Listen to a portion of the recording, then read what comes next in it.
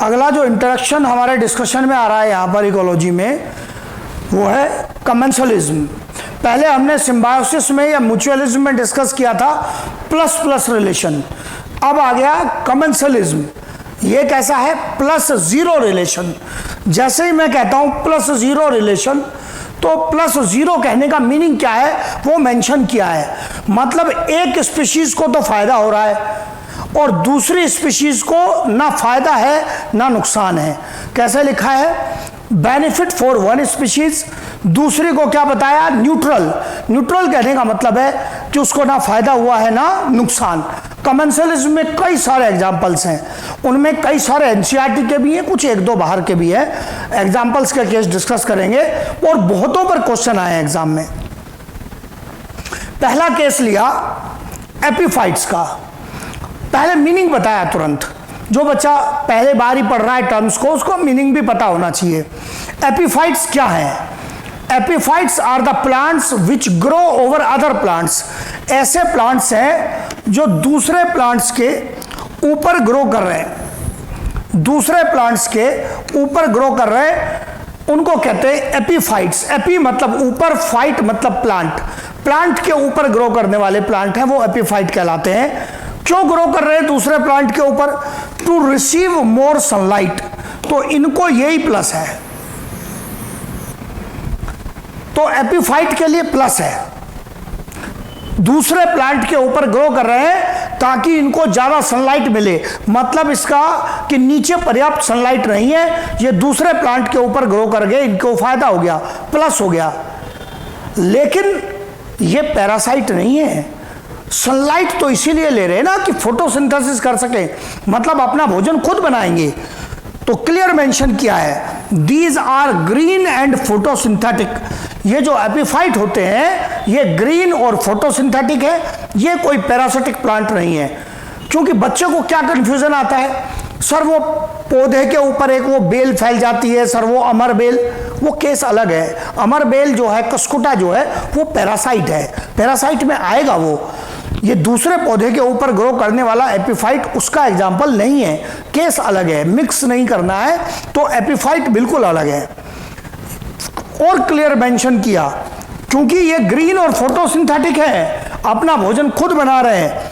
They do not Uptake organic matter. या तो option में आएगा कि ये क्या नहीं लेते हैं ऑर्गेनिक मैटर, या लिखा आएगा क्या नहीं लेते हैं फूड फ्रॉम होस्ट प्लांट। जिस प्लांट के ऊपर ग्रो कर रहे हैं उसको होस्ट शब्द तो उपयोग करते हैं क्योंकि उसके ऊपर ग्रो कर रहे हैं, लेकिन वो होस्ट भोजन देने वाला होस्ट नहीं है, सपोर्ट दे रहा है केवल, वो भोजन देने वाला होस्ट नहीं है। अपना भोजन ये खुद तैयार कर रहे हैं। तो एपीफाइट को फायदा हुआ, यस। होस्ट को नुकसान हुआ, नो। एपीफाइट के लिए प्लस, होस्ट के लिए जीरो। तो ये कमेंसलिज्म का रिलेशन हो गया। ऐसे दो पौधों के नाम बताए एपीफाइट वालों के जो इस कैटेगरी में यहां पर आ रहे हैं। कई सारे जो ऑर्किड होते हैं वो इस कैटेगरी में आते हैं एपीफाइट की। और एक एग्जांपल हैंगिंग मॉस। आपसे ये पोच सवाल के चांस ज्यादा हैं कॉन्सेप्चुअल के, इनके चांस कम है, एग्जाम्पल के चांस कम है।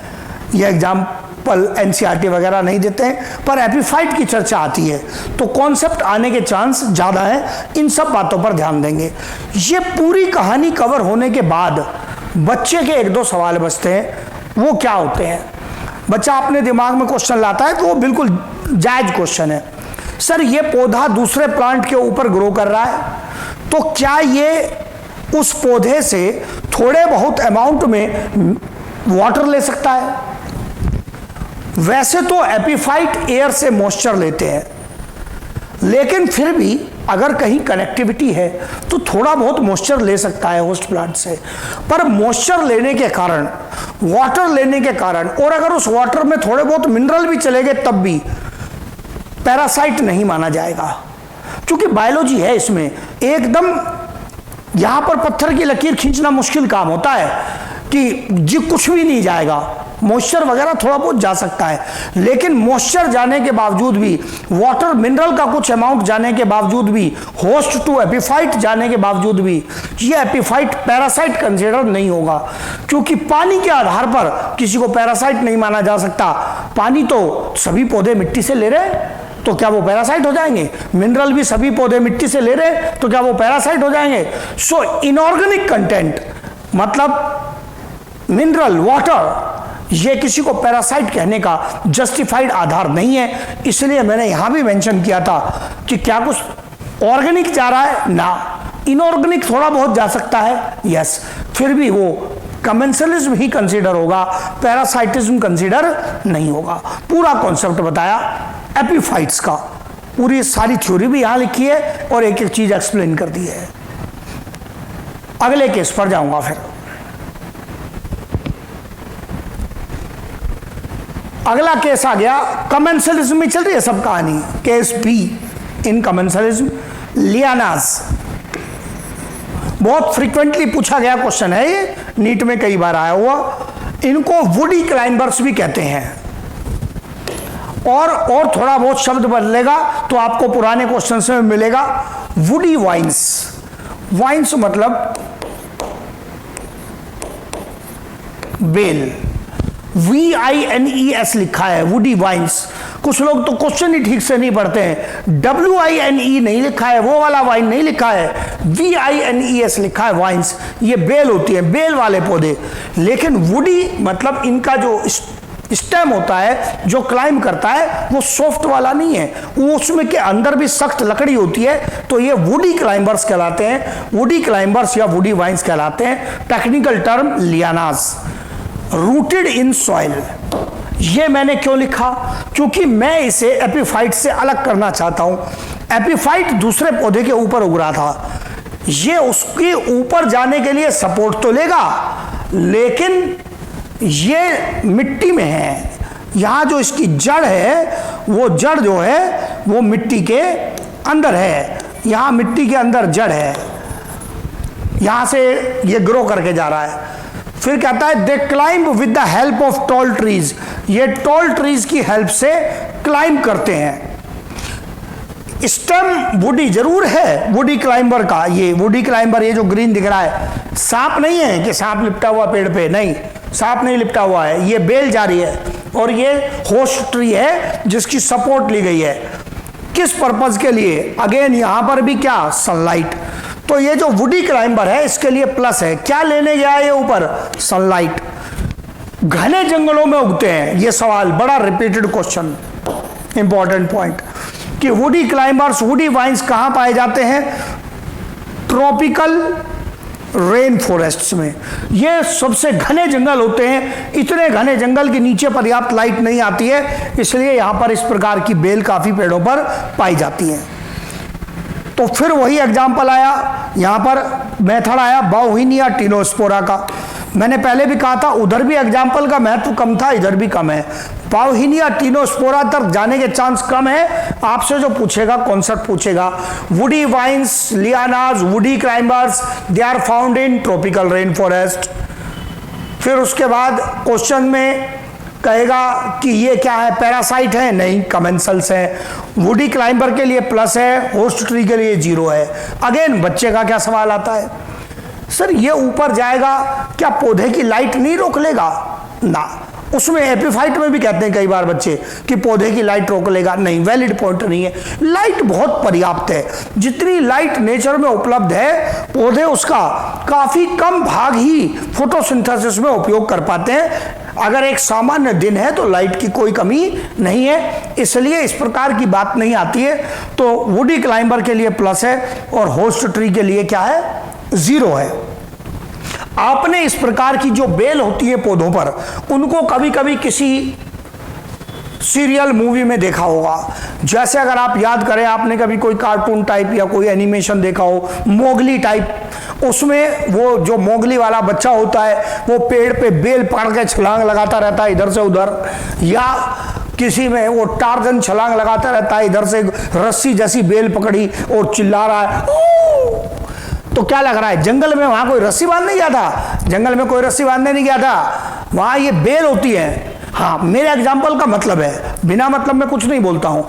मतलब मैं ये कहना चाहता हूं कि उसका स्टेम इतना सख्त है कि वो एक पर्सन का वजन भी सहने की एबिलिटी रखता है। यस, तो वो वुडी है, सॉफ्ट स्टेम नहीं है, वो सॉफ्ट स्टेम नहीं है। मीनिंग है, ये आपके दिमाग में बैठाना है पॉइंट को, सॉफ्ट स्टेम नहीं है, कद्दू वाली बेल नहीं है। कद्दू वाली बेल को पकड़ के लटक जाओगे ना तुरंत टूट जाएगी, नीचे धड़ाम ठुक जाएंगे। तो इसका मतलब ये वुडी वाइन्स का पूरा कॉन्सेप्ट आ गया, ये दिमाग में बैठाना है, सारे सवाल बनेंगे। ये सबसे इंपॉर्टेंट क्वेश्चन है इसका, ट्रॉपिकल रेन फॉरेस्ट का। और ये जो डायग्राम बनाया है ना, ये भी बिना वजह नहीं बनाया है। एक छोटी छोटी हमारे ऑब्जर्वेशन बताते हैं कि एक छोटी छोटी जो इमेज होती है ना, वो बच्चे के दिमाग में मटेरियल को बैठाती है। मैंने क्या ऑब्जर्व किया कितनी बार बच्चों पर, कि बच्चों को टेस्ट में क्वेश्चन दिया तो इसमें भी लाइट का बेनिफिट, इसमें भी लाइट का बेनिफिट, तो थ्योरी में बच्चा मिक्स कर देता है इनको। दोनों थोड़े अलग अलग रहें, दूसरे पौधे के ऊपर उगना और बेल की तरह ऊपर चढ़ना, इसका अंतर थोड़े बच्चे के दिमाग में पिक्चर से हेल्प से बैठेगा। तो इसलिए ये डायग्राम बनाया, मिक्स नहीं हो, दोनों का पॉइंट आपको अलग अलग दिखाई दे। फिर कमेंसलिज्म में ही अगला डिस्कशन आ गया एपिजोन्स का। एपिजोन्स का क्या मीनिंग बताया? ये ऐसे कमेंसल्स हैं जो एनिमल्स हैं। एपीफाइट वर्ड आया था, प्लांट में था, ये एपिजोन्स एनिमल्स हैं। अब इसमें कई सारे एग्जाम्पल आएंगे। पहले एग्जाम्पल आ गया सकर फिश एंड शार्क का, छोटे छोटे एग्जाम्पल हैं।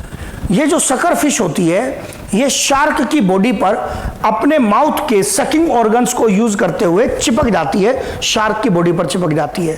फिर शार्क मूव करती है, नए एरियाज में जाती है, तो इसको उससे ट्रांसपोर्ट मिलता है, ट्रांसपोर्ट का बेनिफिट मिलता है, नए रिसोर्स एरियाज में जाने का।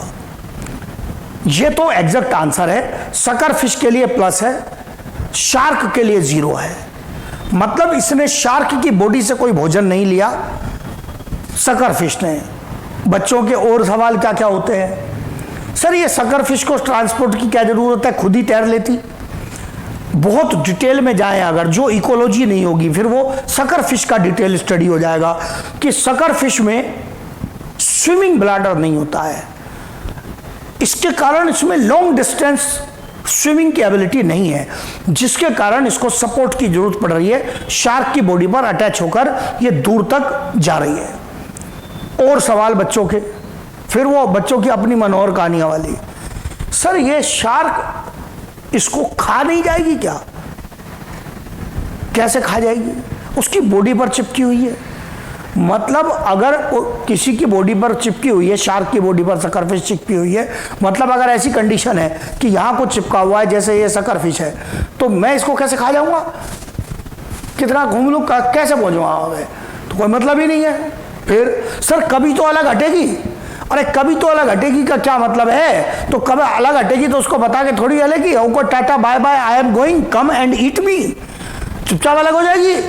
तो इसका मतलब यहां पर शार्क को प्लस माइनस कुछ भी नहीं है, और इसको ट्रांसपोर्ट मिल गया, नए रिसोर्स एरिया में चली गई, ये प्लस 0 का रिलेशन हो गया। ये एपिजोन्स का एक केस आ गया। अगला case pilot fish and shark, ये भी बड़ा इंटरेस्टिंग केस है। पायलट फिश के लिए प्लस, शार्क के लिए 0। शार्क जब पानी में तैरती रहती है तो उसके जबड़े के आसपास कुछ छोटी छोटी मछलियां पाई जाती हैं, वो कहलाती हैं पायलट फिश। ये जो पायलट फिश है, ये उसके इतने आसपास कैसे घूम रही हैं? एक्चुअली में इनमें ऐसे केमिकल एडाप्टेशन है जिसके कारण ये खाने के लिए सूटेबल भोजन नहीं है, तो शार्क इनके ऊपर अटैक नहीं करती। इसका ये पूरा फायदा उठाती है पायलट फिश, जिसके कारण ये उसके आसपास घूमती रहती हैं। अब शार्क जब किसी दूसरे एनिमल के ऊपर अटैक करके भोजन खाएगी तो मांस के कुछ टुकड़े पानी में इधर उधर गिरेंगे। और ये मांस के उन टुकड़ों को पायलट फिश खाती हैं, जिससे इनको भोजन मिल जाता है। शार्क का इसमें प्लस माइनस कुछ भी नहीं है, मांस के जो टुकड़े पानी में गिर गए किसी और ने खा लिए, कोई बात नहीं, तो यही मेंशन किया है। They feed over the pieces of flash falling from jaw of shark when shark kills other animal for food. बिल्कुल पूरी स्टोरी लिखी है। जब शार्क किसी दूसरे एनिमल को भोजन के लिए मारेगी तो मांस के कुछ टुकड़े नीचे गिरेंगे, उसको ये खा लेंगी। ये फिर क्लियर करूंगा, शार्क इनके ऊपर अटैक नहीं करती है, इनमें ऐसे केमिकल एडाप्टेशंस हैं जिसके कारण ये खाने के लिए सूटेबल नहीं है। उसका ये पूरा फायदा उठा रहे हैं और आराम से इनको क्या मिल रहा है, भोजन मिल रहा है। ये इनके लिए प्लस हो गया। अगला केस आ गया, ये एनसीईआरटी देता है, clown fish and C anemone का केस, एनसीईआरटी का एग्जांपल। जो क्लाउन फिश होती है ये एक छोटी सी मछली है। अगर कोई प्रीडेटर इसके ऊपर अटैक करता है तो ये क्लाउन फिश जो है ये दौड़कर, मतलब तेजी से तैरकर, ये सी एनीमोन की जो ये सेंट्रल कैविटी है इसके ऊपरी भाग में, ऐसा नहीं कि अंदर चली जाएगी पूरा, इसके ऊपरी भाग में छिप जाती है। इस सी एनीमोन पर ये टेंटेकल्स प्रेजेंट हैं जिनमें टॉक्सिन्स होते हैं, टॉक्सिन्स पाए जाते हैं, और इनके टॉक्सिन के संपर्क में आने पर एनिमल मारा जा सकता है। तो इन टेंटेकल्स के डर से प्रीडेटर आसपास ही नहीं फटकता है। तो क्लाउन फिश को क्या मिल गया, प्रोटेक्शन मिल गया। It protects itself by hiding from predator, predator से हाइडिंग मिल गई इसको, by hiding in cavity of sea anemone, sea anemone की कैविटी में छिपकर इसको छिपने की जगह मिली वहां पर। तुरंत मेरे ऐसा कहने पर एक्स्ट्रा सवाल आता है, वो स्टूडेंट का सवाल होता है, एग्जामिनर पूछे नहीं पूछे, सर अगर प्रीडेटर के ऊपर एडवर्स इफेक्ट आ सकता है टेंटेकल्स का सी एनीमोन के, तो ये क्लाउन फिश में भी आ सकता है? नहीं आता। उसका कारण है कि टेंटेकल्स इसको इसलिए अफेक्ट नहीं करते कि ये जो क्लाउन फिश है उसकी बॉडी के ऊपर कवरिंग पाई जाती है म्यूसिलेज की।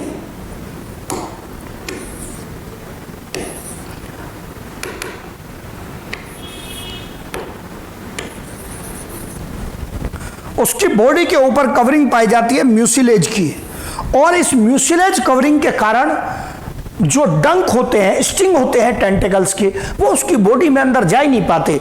एक म्यूसिलेज की एक स्लाइम जैसी लेयर पाई जाती है उसकी बॉडी के ऊपर, जिसकी वजह से टेंटेकल्स के जो डंक हैं वो उसके ऊपर प्रभाव नहीं करते, और इसी का फायदा उठाकर ये यहाँ छिप जाती है।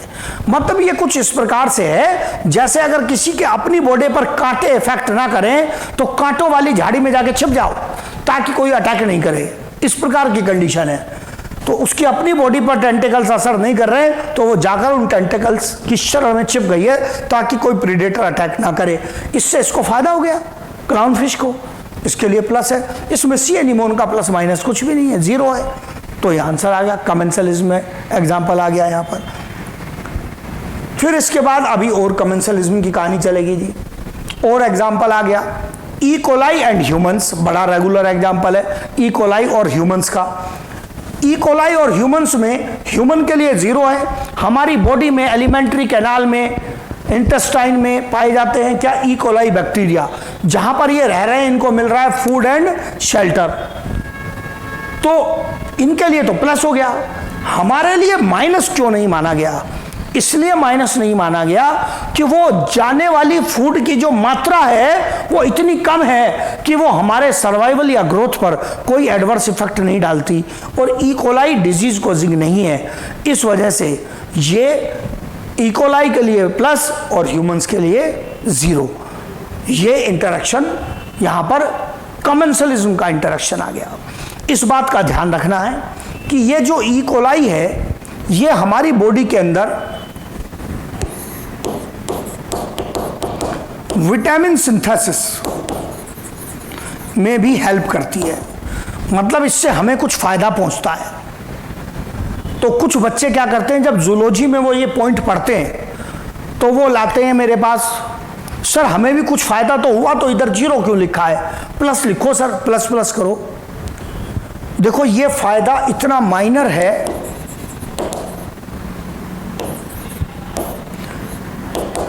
कि इसको इकोलॉजी ने नेगलेक्ट कर दिया, इसलिए मैं लिख नहीं सकता। मैं लिख वही सकता हूं जो इकोलॉजी की किताब कहती है, खुद पैदा नहीं कर सकता मैं उस नॉलेज को, ना आप कर सकते हैं। तो जो बताया है वो बिल्कुल करेक्ट है। ये इतना माइनर पॉइंट है विटामिन सिंथेसिस का, होता है, मैं उसको डिनाई नहीं कर रहा हूं, लेकिन इकोलॉजी की कोई किताब इसको सिम्बायोसिस में नहीं पढ़ाती है, कमेंसलिज्म में पढ़ाती है। तो हम वहीं पढ़ेंगे जहां बुक कहती है, आंसर भी वहीं से जाएगा। तो ये एक माइनर बेनिफिट है जो होता है सच में, लेकिन जब इकोलॉजिकल रिलेशनशिप का डिस्कशन होता है तो वहां कंसिडरेशन नहीं है, वहां रिलेशन आता है +0। तो जो बताया है वही आंसर रखेंगे, अपनी तरफ से आंसर तैयार ना करें, क्योंकि ऐसे और रिलेशन में भी थोड़े बहुत माइनर पॉइंट आते हैं कई बार। तो मेरी नॉलेज में है वो माइनर पॉइंट, तो इसका मतलब अगर उन माइनर पॉइंट को नेगलेक्ट करके कुछ मैंने बोर्ड पर डिस्कस किया है तो वो करेक्ट है। जो बोर्ड पर डिस्कस किया है आंसर उसी से बनेगा, उसमें कोई छोटे मोटे पॉइंट है जो नेगलेक्ट किए गए हैं इकोलॉजिकली। अगला एग्जांपल आया, फिर एनसीईआरटी का एग्जांपल, बार्निकल्स एंड व्हेल। तो बच्चे का पहला सवाल तो यही होता है, सर ये बाहर निकल क्या होता है? बाहर निकल नहीं, बार्निकल। तो ये बार्निकल्स एक प्रकार के क्रस्टेशियंस होते हैं जो सिसाइल हैं। सिसाइल कहने का मतलब होता है कि इनमें खुद मूवमेंट की एबिलिटी नहीं है, अपने आप मूव करने की एबिलिटी नहीं है, सिसाइल है। तो ये क्या करते हैं, व्हेल की बॉडी पर अटैच हो जाते हैं। कब? जब कोई व्हेल समुद्र के किनारे के क्षेत्रों में आती है तो वो चट्टानों के संपर्क में आएगी, रेत के संपर्क में आएगी, उन्हीं चट्टानों और रेत पर अटैच्ड ये बार्निकल्स पाए जाते हैं और ये तुरंत व्हेल की बॉडी पर सवार हो जाते हैं। इससे इनको नए एरिया में जाने का ट्रांसपोर्ट मिलता है, नई रिसोर्सेज मिलती हैं, कुछ ना कुछ गायब हो जाता है, नई रिसोर्सेज मिलती है। तो इनके लिए बेनिफिट हो गया, प्लस हो गया। व्हेल के लिए कुछ भी प्लस माइनस नहीं है, वो तो अपना घूम रही है, उसके लिए क्या है, 0 है। ये केस हो गए। फिर और केस आता है जी कमेंसलिज्म में, इग्रेट बर्ड एंड कैटल का। ये इग्रेट बर्ड कौन है?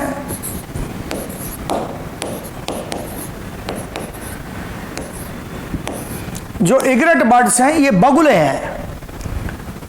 कैटल मतलब जो मवेशी हैं, जानवर हैं। आपने कभी अपनी डेली लाइफ में ऑब्जर्व किया होगा, घास के अंदर अगर कोई गाय भैंस चर रही है तो आसपास कई सारे बगुले आ जाते हैं और वहीं पर घूमते रहते हैं उसके आसपास। तो आपको क्या लगता है, गाय या भैंस चर रही थी घास में और बगुले आसपास इकट्ठे हो गए तो ये क्यों आए? गाय अकेले बोर हो रही थी इसलिए ना, गाय को संगीत सुनाने आए थे, ची ची चू चू? नो, अरे वो अपने काम से आए हैं। गाय जब घास में चलती है तो घास में छिपे हुए इंसेक्ट बाहर आ जाते हैं, और घास में छिपे हुए इंसेक्ट बाहर आ जाते हैं तो आराम से इनको भोजन मिल जाता है। गाय का इसमें कुछ भी प्लस माइनस नहीं है। ध्यान रहे, घास में छिपे हुए इंसेक्ट बाहर आए, उनको खाया है, गाय की बॉडी से कुछ नहीं खाया है, वरना आंसर चेंज हो जाएगा, वो केस अलग है। They feed over the insects which come out of grass, clear mention किया है, ड्यू टू कैटल मूवमेंट। गाय भैंस के चलने से घास में छिपे हुए जो इंसेक्ट बाहर आए उनको खाते हैं, जिससे कि इनको भोजन मिल जाता है, इनके लिए प्लस है और कैटल के लिए 0 है। एकदम सिंपल। देखो मल्टीपल एग्जांपल दिए हैं, सब कहानी बताइए, ये सब की सब स्टोरी। पहले एपीफाइट बताया, वुडी क्लाइंबर बताए, एपिजोन्स बताए, उसमें मल्टीपल एग्जांपल दिए, ये सब किसमें, कमेंसलिज्म में, +0। बढ़िया क्वेश्चन बनता है, सारे केस एक्सप्लेन किए हैं। अब अगले लेवल पर आ गए, वो अगला लेवल और इंटरेस्टिंग, प्रोटो कॉपरेशन। हाँ जी, इकोलॉजी में मैटर इंटरेस्टिंग बहुत है, स्टोरी है, कहानी है। कहानी एक बार दिमाग में ठीक बैठ गई तो आपसे कोई गलत आंसर नहीं करवा सकता है, आप एकदम बढ़िया करोगे। और मेरे कहानी सुनाने के बाद तो कहानी दिमाग में परफेक्ट बैठती है, तो वो कहानी बढ़िया चलती है। तो मैं यही चाहता हूं कि कहानी दिमाग में परफेक्ट बैठे, क्योंकि इकोलॉजी में काफ़ी कुछ स्टोरी पर डिपेंड है। अगर दिमाग में स्टोरी एक बार ठीक बैठ गई, आंसर बनेंगे, अपने आप ठीक बनते जाएंगे। बस एक बात जरूर मैं बोलूँगा, पिछले लेक्चर में मैंने बोली है कि सीक्वेंस एनसीईआरटी से थोड़ी अलग चलेगी। उसका कारण है, मेरा एनसीईआरटी से कोई झगड़ा नहीं है, जिस सीक्वेंस में बच्चे को समझ में आ सकता है वही लेनी पड़ती है। उल्टा सीधा नहीं चल सकते हैं कि सबसे टफ वाली चीज़ तो पहले रख दो, जिसका बेस भी ना पता हो, और फिर आसान बाद में पढ़ाते रहो। ऐसे नहीं करते हैं हम, एक एक स्टेप चलते हैं ताकि बच्चे को वो स्टेप वाइज चीज़ें समझ में आ जाएं। तो यहाँ पर प्रोटोक ऑपरेशन का नंबर आ गया, प्रोटोक ऑपरेशन प्लस प्लस। देखते ही तुरंत आपका सवाल आएगा, और सर प्लस प्लस तो आपने सिम्बायोसिस या म्यूचुअलिज्म में कहा था, दोबारा कैसे आ गया? ये कैसे प्लस प्लस है? ये भी प्लस प्लस है, इसमें भी दोनों का बेनिफिट है। अब मैंने दोबारा थ्योरी नहीं लिखी, अब समझ जाओगे देखते ही। प्लस प्लस लिखने का मतलब है दोनों स्पीशीज जो इन्वॉल्व है इंटरेक्शन में, दोनों का बेनिफिट है। पर ये सिम्बायोसिस नहीं है, उससे अलग है। ये कैसे अलग है? नॉन ऑब्लिगेटरी है, मतलब ये रिलेशनशिप एक दूसरे की लाइफ साइकिल में क्रिटिकल रोल नहीं रखता, not critical role in each other life cycle. फायदा दोनों को हो रहा है, पर यह फायदा इतना महत्वपूर्ण नहीं है कि एक दूसरे की लाइफ साइकिल में क्रिटिकल रोल हो, और ये ज्यादा लंबे समय तक मेंटेन नहीं होता है। ऐसा नहीं है कि कोई राइजोबियम ने लेग्यूम में नोड्यूल बना लिए तो अब वहीं रहेगा, लंबे समय तक रिलेशन मेंटेन नहीं होता है, शॉर्ट टर्म रिलेशनशिप। हाँ जी, तो ये केस है शॉर्ट टर्म इंटरेक्शन का। एग्जाम्पल देखेंगे तुरंत दिखेगा। पहला एग्जाम्पल आ गया, टिक बर्ड राइनोसिरोस, दोनों के लिए प्लस है। क्या केस है? राइनोसिरोस कौन? गैंडा। गैंडे की पीठ पर आकर ये बर्ड्स बैठती हैं जो कहलाती हैं टिक बर्ड्स। गैंडे की पीठ पर किस लिए आकर बैठी? ये गैंडे की पीठ पर छोटे छोटे पैरासाइट होते हैं उसकी स्किन पर, उसके छोटे छोटे हेयर्स में, वो कहलाते हैं टिक्स। उसी से नाम बना इनका, टिक बर्ड। ये बर्ड क्या करती हैं? गैंडे की स्किन में से वो टिक्स नाम के पैरासाइट निकाल के खाती हैं। तो अब देखो दोनों को फायदा हो रहा है। टिक बर्ड को क्या मिल गया? Food. They receive food by eating ticks from rhino body. Rhino या राइनोसेरोस की बॉडी से रिमूव करके इन्होंने क्या खाए? टिक्स। और ये टिक्स क्या है? ये टिक्स हैं एक्टोपैरासाइट। एक्टो मतलब शरीर की बाहरी सरफेस पर, आउटर बॉडी सरफेस पर अटैच्ड पैरासाइट थे, वो खा लिए बर्ड ने। तो राइनोसेरोस को भी तो फायदा हुआ ना, बॉडी से पैरासाइट रिमूव हो गए, तो दोनों को फायदा है। लेकिन बहुत शॉर्ट टर्म रिलेशनशिप है, जल्दी ही चिड़िया उड़ जाएगी और गैंडा अलग। तो इसका मतलब ये जो टिक बर्ड है इसके लिए प्लस तो है, राइनोसेरोस के लिए भी प्लस है, but it is not a critical role. क्या इस बर्ड को कहीं और से भी भोजन मिल जाएगा? बिल्कुल मिल जाएगा, कुछ और खा लेगी। क्या अगर ये छोटे मोटे पैरासाइट गैंडे के शरीर पर जुड़े भी रहे तो गैंडे का कुछ खास बिगाड़ लेंगे? गैंडा है वो, इतनी मोटी चमड़ी है, कुछ खास बिगाड़ नहीं पाएंगे वो उसका। तो इसका मतलब ये हुआ कि ये क्रिटिकल रोल नहीं है एक दूसरे की लाइफ साइकिल में, इसलिए सिम्बायोसिस नहीं है। प्लस प्लस होते हुए भी क्या है? ये प्रोटोक ऑपरेशन है। तो पूरा एग्जांपल एक्सप्लेन कर दिया। प्राइमरी एग्जांपल किसका? प्रोटोक ऑपरेशन का। और ये एक्सप्लेन भी कर देता है कि ये सिम्बायोसिस से कैसे अलग है। और दो एग्जांपल आएंगे। अगला एग्जांपल आ गया, again very interesting example, crocodile bird and crocodile. इस केस में क्या होता है? जो क्रोकोडाइल है वो भोजन खाने के बाद उसने पानी में कोई जो भी एनिमल मिला उसको मार दिया, खा लिया, तो क्या होगा? क्रोकोडाइल के जबड़े में इधर उधर मांस के टुकड़े फंस जाएंगे, और फिर क्रोकोडाइल पेट भरने के बाद नदी के तालाब के किनारे बाहर धूप सेक रहा है और जबड़ा खोलकर आंखें बंद कर चुपचाप लेट गया है। अब ये जो टिक बर्ड्स है ये आती हैं और उसके जबड़े में फंसे हुए जो दांतों के बीच में मांस के टुकड़े हैं उनको अपनी लंबी चोंच से निकालती हैं और खाती हैं। दोनों को फायदा हो रहा है। टिक बर्ड को क्या फायदा? दे receive food by removing pieces of flash from the teeth of crocodile. इनको भोजन मिल रहा है बिना शिकार किए। क्रोकोडाइल को क्या फायदा है? उसका जबड़ा साफ हो रहा है, आराम से मुंह खोल के लेटा हुआ है, टूथब्रश चल रहा है उसको, तो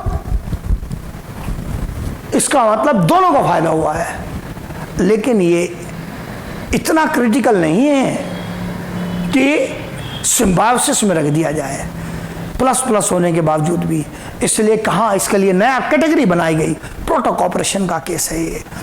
फिर स्टैंडर्ड मेथड, बच्चों के सवाल। सर ये जो क्रोकोडाइल है, ये क्रोकोडाइल बर्ड को खा नहीं जाएगा?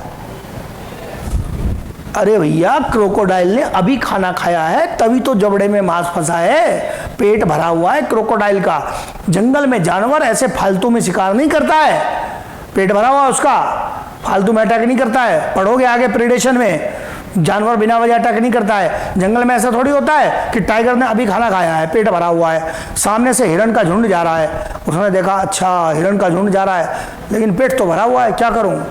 कोई बात नहीं, फिर भी दौड़ाता हूं। उसके पीछे दौड़ गया, हिरण को 2 किलोमीटर दौड़ाया, उसके बाद बोल रहा है उसको रुको रुको रुको, मैं तो ऐसे ही दौड़ा रहा था, अभी तो पेट भरा हुआ, कल मिलेंगे। ऐसे थोड़ी होता है। बिना भूख के जानवर अटैक नहीं करता है, भूख नहीं है उसको। दूसरा पॉइंट, जानवर भी समझदार है, दांत साफ हो रहे हैं, उसके ऊपर अटैक करके क्या पालेगा? बर्ड में कितना सा मांस होता है, अगर एक बर्ड को उसने पकड़ भी लिया तो जबड़े में इतने पंख फंस जाएंगे कि जबड़ा जिंदगी में साफ नहीं होगा क्रोकोडाइल का। इसलिए क्रोकोडाइल बहुत इंटेलिजेंट है, चुपचाप दांत साफ करवा रहा है वो, वेरी इंटेलिजेंट क्रोकोडाइल। तो ये सही लॉजिक पहचानना है, जहां आंसर है वहीं आएगा। फिर इसके बाद अगला केस आ गया sea anemone and hermit crab का। सी एनीमोन, हर्मिट क्रैब, ध्यान रहे, पहले क्लाउन फिश वाला केस अलग था, ये अलग है उससे। यहाँ है हर्मिट क्रैब उसके साथ। ये सी एनीमोन जो खुद सेसाइल होते हैं, मतलब इनमें खुद मूवमेंट की एबिलिटी नहीं होती, ये क्या करते हैं, हर्मिट क्रैब की पीठ पर अटैच हो जाते हैं। जैसे मैं कहता हूं कि ये हर्मिट क्रैब की पीठ पर अटैच हो जाते हैं, तो बच्चे का सवाल तुरंत, सर जब ये सी एनीमोन मूव ही नहीं कर सकते तो ये उछल के उसकी पीठ पर कैसे गए, अटैच कैसे हो गए? भैया ये नहीं उछले हैं, ये तो रेत में अटैच रहते हैं सी एनीमोन।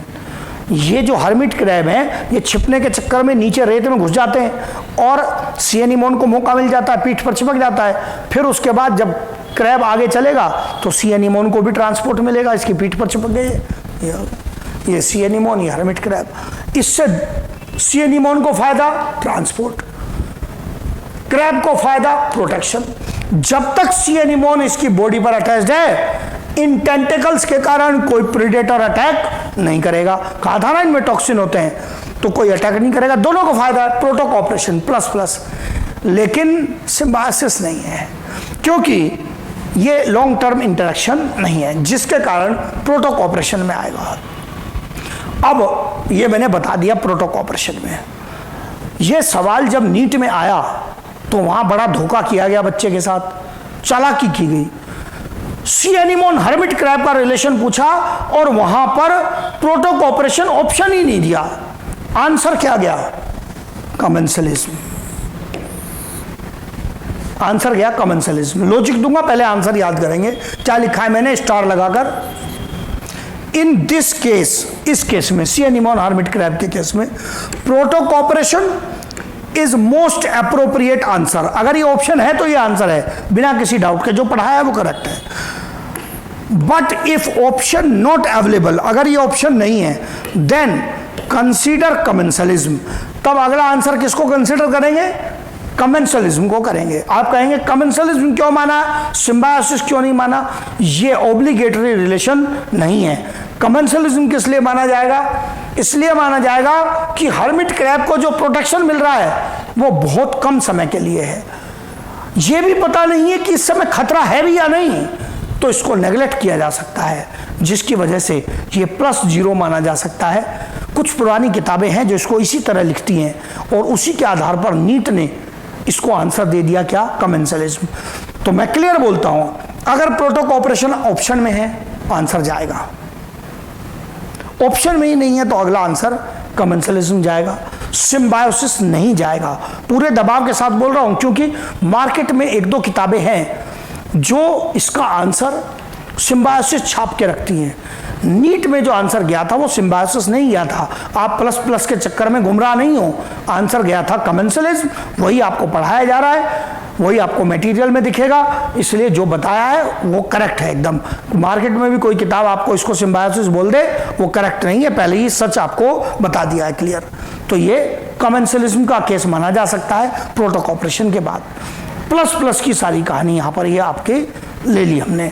तो प्लस प्लस में हमारा पहले तो प्लस प्लस में क्या आया था, सिम्बायोसिस म्यूचुअलिज्म, फिर प्लस जीरो कमेंसलिज्म, कई केस बताए, फिर से प्लस प्लस आ गया प्रोटोकॉपरेशन, कई एग्जाम्पल एक्सप्लेन किए।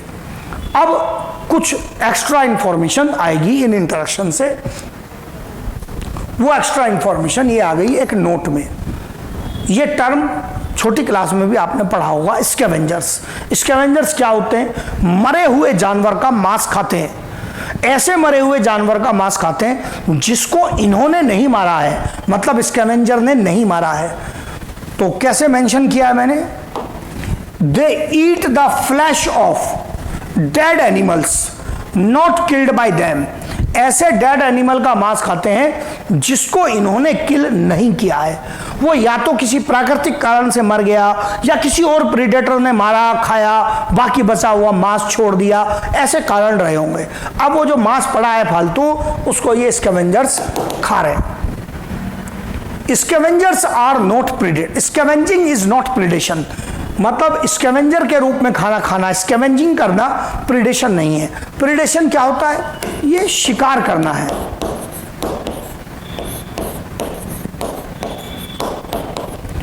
ये शिकारी नहीं है, इन्होंने शिकार नहीं किया है, किलिंग नहीं की है।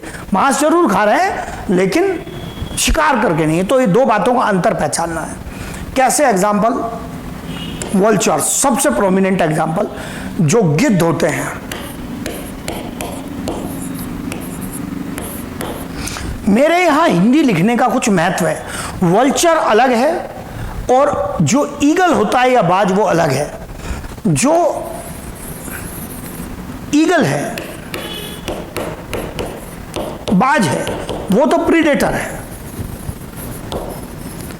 कंफ्यूज नहीं करना है। बहुत सारों को गिद्ध और बाज एक जैसे लगते हैं, अलग अलग हैं। यहाँ इकोलॉजी में संभल के चलना है। गिद्ध क्या है, स्कैवेंजर है, जबकि ईगल क्या है, प्रीडेटर है। अलग अलग हैं ये, तो मिक्स नहीं करना है। देखने में बच्चों को एक जैसे लगते हैं। जैकॉल, सियार, ये भी क्या है, स्कैवेंजर से बचा हुआ मांस जो जंगल में टाइगर लॉयन वगैरह ने शिकार करके छोड़ दिया उसको खाते हैं। चींटियां, जो एंट्स हैं, ये भी स्कैवेंजिंग करती हैं। चींटियां वैसे ओमनीवोरस होती हैं, मतलब मरे हुए कीड़े वगैरह भी खा लेंगी। घर में आटा गिर गया, चीनी गिर गई, शुगर वगैरह, उसको भी खा लेंगी। तो ये ओमनीवोर्स है। लेकिन क्या ओमनीवोर में से एक हिस्सा स्कैवेंजिंग हो सकता है? यस। आप देखो घर में कई बार क्या होता है, कोई छोटा मोटा कीड़ा किसी कोने में मर गया, अगर आपने उसको तभी वहां से सफाई नहीं की, रिमूव नहीं किया, तो थोड़ी देर में कई सारी चींटियां आ जाएंगी और उसको उठा के चल देंगी। कहाँ लेके जा रही हैं? खोपचे में। अभी कोने में ले जाकर तोड़ ताड़ के खा के छुट्टी करेंगी। स्कैवेंजिंग है। क्रो, कौवा, ये भी स्कैवेंजिंग कर सकते हैं, बिल्कुल मरे हुए जानवर का मांस खा सकते हैं। डॉग, लेकिन जैसे मैंने कहा ना ओमनीवोर, इनमें